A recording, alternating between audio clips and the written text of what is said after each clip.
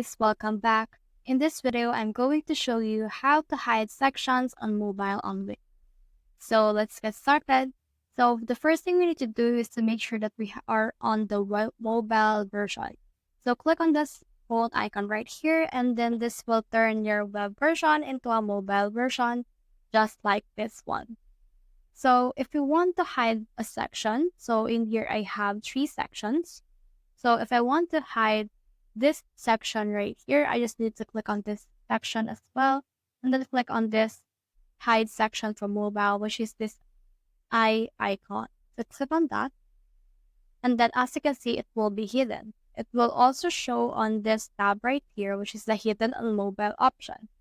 So once you have published this site, we will be able to see your difference that you have updated.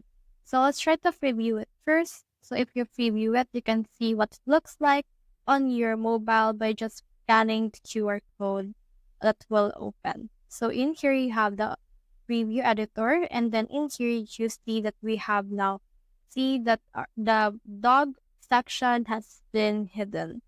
So that's the whole process. I hope this video helped you to hide sections on mobile and Wix. If you have found this video helpful, simply leave a like below or subscribe because it helps me reach more people. See you soon.